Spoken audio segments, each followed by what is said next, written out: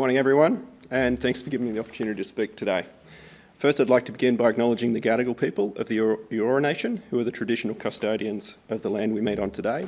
I'd also like to pay my respects to elders past and present, and the children of today, who are the elders of the future. My name's Tony Hill, and as you can see from the intro, I'm part of the Telstra cybersecurity team here in Australia. I'm leading the cyber integration program since the acquisition of Digicel last July by Telstra, and I'm also the Chief Information Security Officer, or CISO, for Digicel Pacific. You may be wondering why a cyber professional's here talking at a resources and energy conference, but I'm not here to talk about firewalls, passwords and antivirus. I think what I'd like to talk about is what I think the boom means from a cyber point of view, and talk to you about the current cybersecurity climate, some of the challenges we're facing in cybersecurity more broadly in the Asia-Pacific region. And I'm glad Roy Rossini in the previous talk mentioned digital transformation, as it's a great connection into a lot of the things I'm going to talk about. With rapid digitisation, which we see more specific to PNG, and some of the ways I think we can all move forward towards a more cyber resilient future.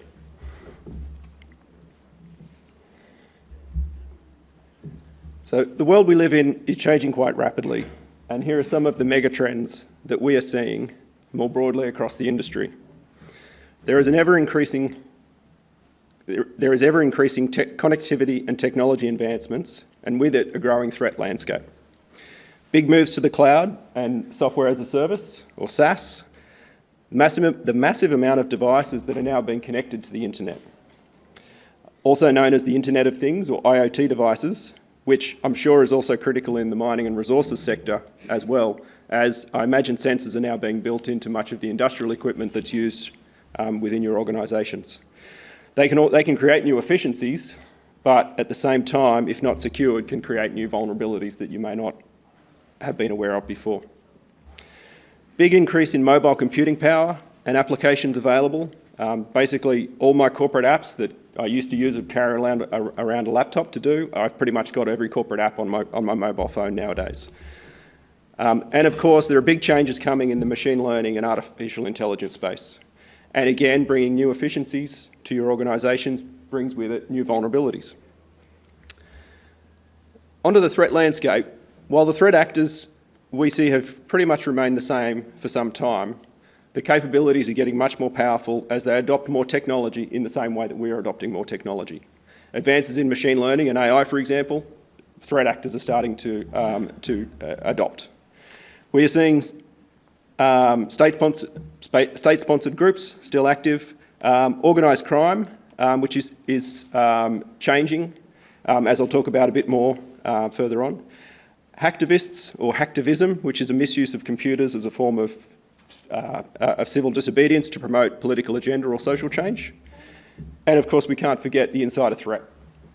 And not just the disgruntled employee or a malicious insider, but just accidental threat. Accidental misconfiguration of equipment can expose your business to significant vulnerabilities.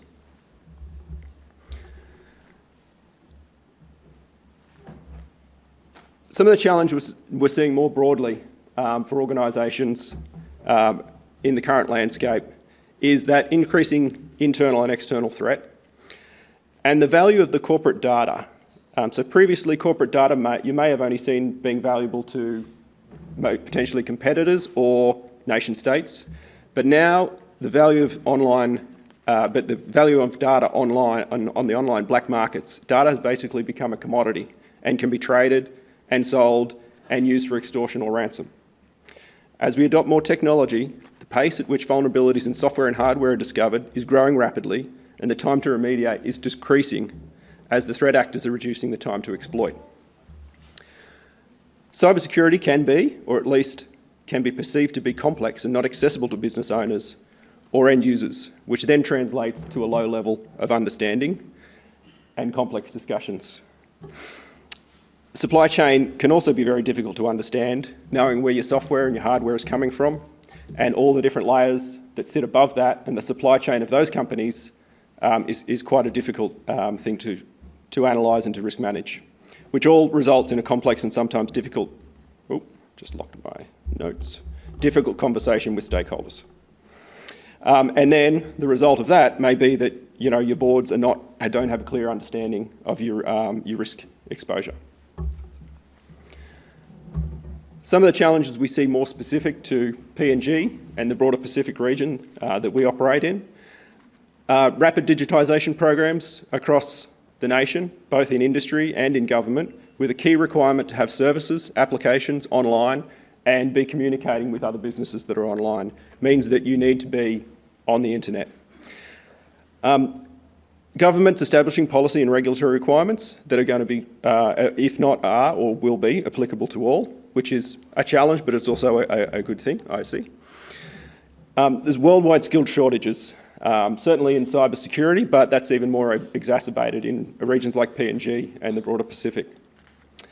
And then the pace at which everyone is moving online, particularly in PNG. I understand from my PNG colleagues that some villages may be going from potentially no fixed line communication or communication services to having full mobile phones, 4G internet services, full streaming capabilities, and all the internet has to offer.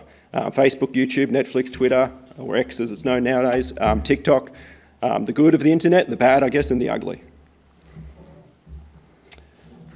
So to summarise the current state, we see there's an increasing threat, internal and external. The value of the data is so much higher than it was some time ago. And it's not just about the confidentiality of your data, which has typically been the main concern, but disruptors will target the integrity of your data and also the availability of your systems. So their target may just be to knock you offline and prevent you being able to do business rather than actually steal your information. And as more and more businesses move online, that becomes more and more critical. And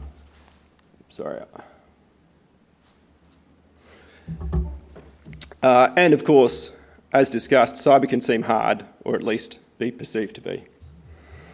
But there's hope. I hope I haven't painted too bleak a picture, because I do see there's some great news ahead and opportunity. So the good news, I see it, is for businesses, particularly in mining, resourcing, energy sector, but also broader PNG, to be running. If you're running major digitisation programs at the moment, it's pretty good timing. The offerings available today are way more mature than they were, and they're often global. There's a large amount of cybersecurity capabilities and services globally, which are quite mature, and if you're looking to move straight to the cloud, it has big advantages, as a lot of the cybersecurity services are already baked into your cloud-based providers. It may be simply a matter of just turning on a feature, whereas in the past, delivering cybersecurity services and capabilities to your organisation may have meant 6-month programs of rolling out new firewalls, and I did say I wouldn't talk about firewalls, but running major transformation on-premise programs such as that. As I said, the service offerings are global, meaning you don't necessarily need to locate a localised service provider in your region. There's offerings from all over the world, and a lot of these offerings will plug into the major cloud providers' capabilities, such as Office 365 and Google. The government's also going through the Department of ICT, is also doing great work in establishing guidance and policy, both for industry and government. And while those global offerings are available, I think there's still the opportunity to develop and train a local workforce and create a localised cyber industry through the help of universities and other partnerships.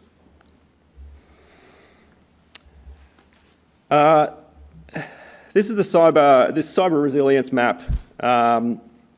Sort of shows the key pillars of an effective cyber operation. I'll just quickly jump around from the top. Secure by design is thinking about, if your organisation's developing new applications and products that you're putting online, it's about thinking about having the security baked in from the start rather than an afterthought. Super important, which means, from concept right through to development and putting your system online, actually following through all of those processes. The cyber assurance is your assurance and ongoing risk management, being aware of what your risks are and knowing them. Threat intelligence consuming, analysing threat intelligence either from vendors, government, or even through open source intelligence feeds. Vulnerability management is keeping on top of the most critical vulnerabilities and knowing where your systems are exposed. In particular, internet-facing systems with corporate data or internet-facing systems with customer data are critical, and you should know when you're vulnerable on those systems. 24/7 Security Operations Centre, or not necessarily 24/7, but in our case we run 24/7 security operations, also known as a SOC, is basically your analysts with eyes on glass who are looking at alerts that are coming up across your estate and then responding to them in a timely manner. Incident management response is really about having a well-prepared plan so that you know when something does happen, and we typically say not if, but when. Being prepared is the key. Remediation and risk management is basically, once you determine your gaps, you need a robust process in place to understand what those gaps are and how you can manage, each gap in your security posture relates to a risk. You need to understand what that risk is and follow that through to remediation and closing out of the risk. And then remediation plans. So gaps in that posture need to be associated with those remediation plans. Now, obviously that's a comprehensive set of cyber functions, and not every business is going to have every function there. You might need to decide what's right for you and not choose to set up all of these functions, but they are all critical in some way or another. However, are also available through third-party providers and managed security service providers. So there's a lot of opportunities out there for outsourcing, but also government is building capability in this space, more so to provide shared services across government. So, in summary, knowing what you have that is of value and who has access to it is absolutely critical. Everyone in business or government departments has data that is of value to someone. If it's of value to you, then it's of value to the threat actors. Understanding of that data, which is the most critical. Then using a risk-based approach and start with those things that matter the most to you. Know your risk management processes and exercise your response processes. When it happens, you want your team to be focused and just executing on a well-rehearsed practice playbook rather than panicking and trying to work out what to do in the throes of an incident. And know that cybersecurity is not just about technology. It's about people, process, and the technology, whereas often the technology is the focus, but without the people and the process, you can't achieve the results that you need. And also to educate your people and equip them to be a security control, not a vulnerability. For example, helping them understand the importance of being wary of links in emails to unknown email addresses, to unknown website addresses. Then also knowing that there's no such thing as zero risk and there's no silver bullet. It's all about knowing your appetite and your exposure.